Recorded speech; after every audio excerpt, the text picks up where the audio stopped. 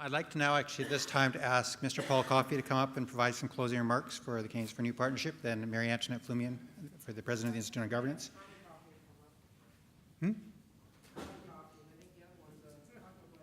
Oh, Charlie Coffey. Did I? That was pretty bad. And then I would like to ask the elder to come and close it.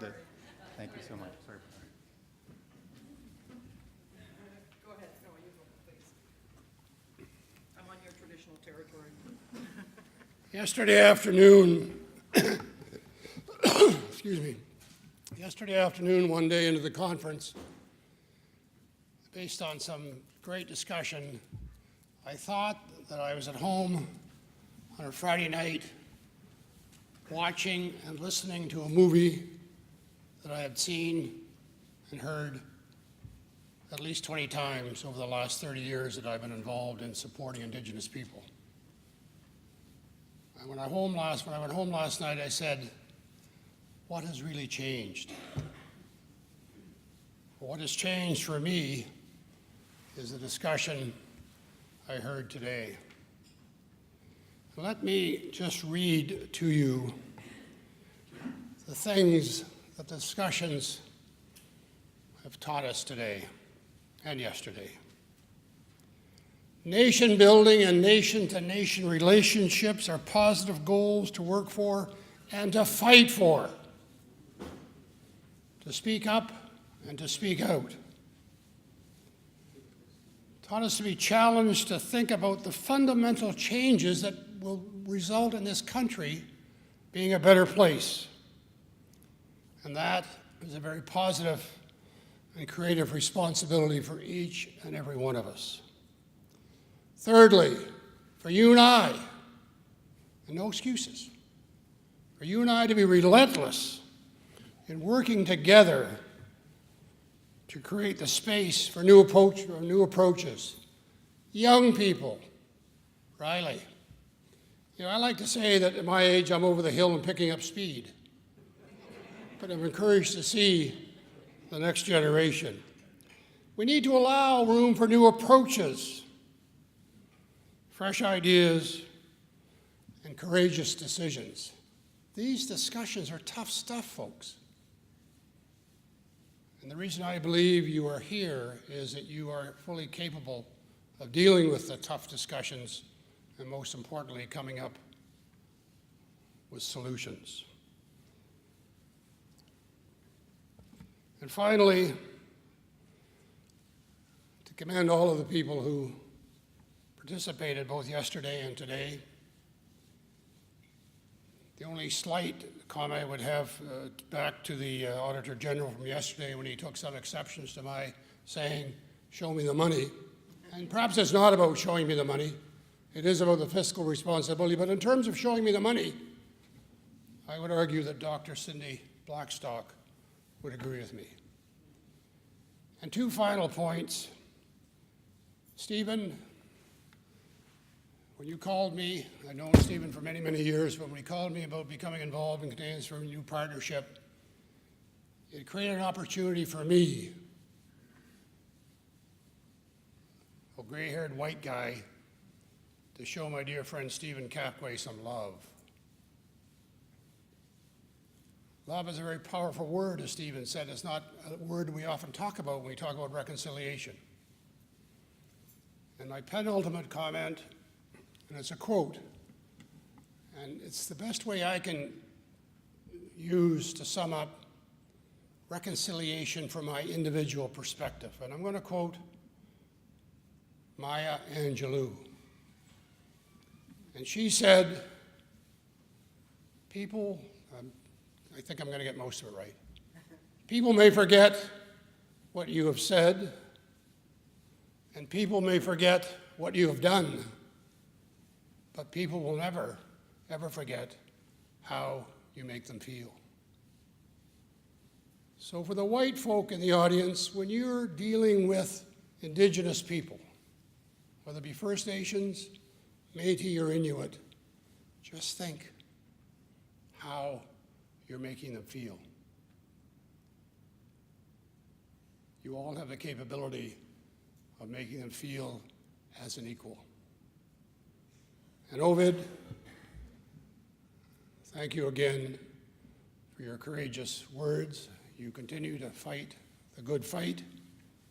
And I agree with you that freedom does remain a challenge for your people.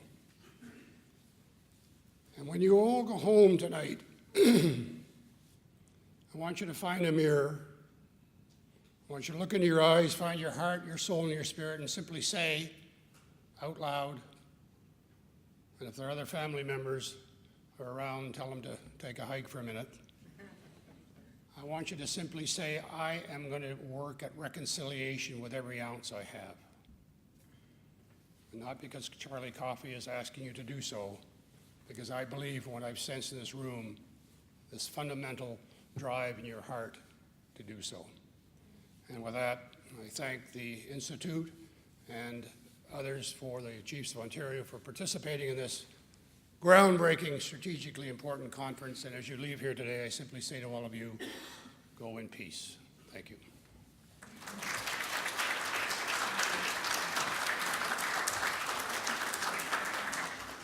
Thank you, Charlie. There's so much to be said, but it's not my place to say it. I think it's been said far more eloquently by everybody who's participated in the last 2 days. I just want to close this all off by thanking all of those of you who are here who helped to make these past 2 days a success. I hope we leave today with a greater sense of urgency of some of the things that are before us. I want to thank the Mississauga of the New Credit and all the Indigenous people who shared these lands over the centuries for hosting us on their traditional territories. I'd like to thank the Chiefs of Ontario as co-hosts for this dialogue, and to Elder Gary Sue, who's preparing to bless our discussions and see us off in a journey that we hope starts today for many of us. I'd like very much to thank Charlie and especially Stephen and Scott and the Canadians for a New Partnership for their sustained support of this nation-to-nation relationship dialogue series. I'd also like to thank the Government of Canada, and including and especially INAC, for their support of this dialogue series. As a not-for-profit, we couldn't bring these dialogues together without the support of many of you who are here. I'd like to thank all the panelists and speakers for sharing their insights and experience, in some cases garnered over a lifetime of the struggle that they continue to carry on. For those of you who were too nervous when you were up here speaking, I want to also thank Nation Talk. They've recorded these discussions, so if you missed yourself over the last 2 days, you can see yourself online shortly, and we'll send out references to all of you about when that will be. And to all of you for participating yesterday in the discussions, for staying tuned and participating today. Stay tuned for more, because you'll be hearing from us on the outcomes of this discussion. As you know, we do a report on each of them. And we have 3 of them now, and if you read them back to back along with the original report that was written before the dialogue series began, I think it starts to paint a picture. I also want to remind you that, and I hope some of you will join us there, that our final dialogue in this series will take place on wealth creation in Halifax. It's been scheduled for the fall in September. We'd love to see some of you there. I'm sure John Paul and his chiefs would love to host you on their traditional territory. I also want to remind you that this dialogue series, Characteristics of a Nation-Nation Relationship, will actually culminate the 4-part series with at least a 2-day event in Ottawa. Probably, we're just checking dates of very important people who we hope will be with us. So it'll be a summit, we hope, on the characteristics of a nation-nation relationship. An action plan, what will it take to go forward? We hope that that event will not only bring together some of the best participants that we've had across the 4 dialogue series, but it will certainly trace the issues that have emerged, the themes that we've heard about, the linkages between the themes, because so far we've stayed in our lanes across the 4 subjects, the challenges, the potential of achieving progress on some of these fronts, and hopefully a plan with timelines attached. As I said, we're looking at dates. It's likely to be early November and in Ottawa.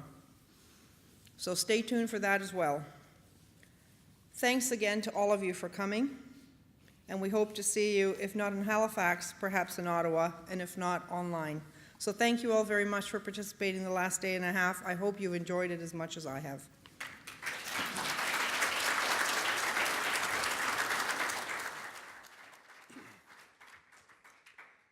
We all heard, is this it? We all heard about treaties, and I always look at the treaty making that's been here in Canada, and I asked a bunch of politicians sitting beside me one time, I said, how many of you know what treaty you are living on? And only one stuck up her hand, and she was wrong. And I always believe this, that the truth is there can be no reconciliation until the people of Canada start to study the treaties so that they know what their responsibilities are. And when we look at that, then we look at all of our country being able to understand what the honor of the Crown is. Our First Nation recently had an opportunity to, there's an icebreaker going all around the coast of Canada. And they asked our First Nations, because it was leaving here from Toronto, what we would like to put on board. And so I suggested that we put the Pledge of the Crown from 1815. It was a wampum belt that was given to it, that they pledged that they would honor the treaties. And I hope that as it sailed around, that the Crown will remember to honor the treaties. And with that, I'm going to sing a song for our Mother, the Earth. And I look at the Haudenosaunee people who brought the Indian corn here. It has red, it has black, it has yellow, it has white. And the people of this earth have to learn to be like that Indian corn and grow together if we're to survive in humanity. And Canada needs to take that lesson too.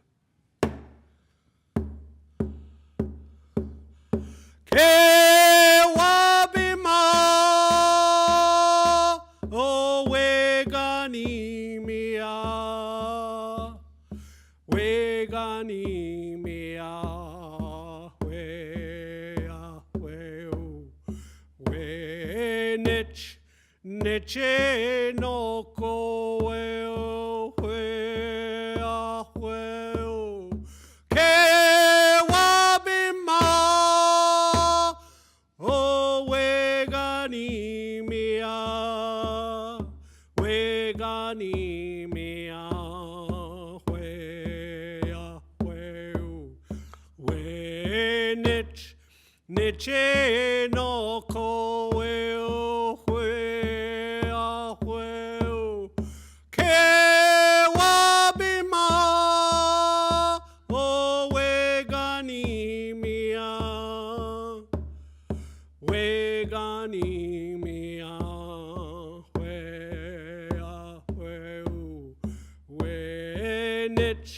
Neche no ko eo hwe a hwe o ke wabima.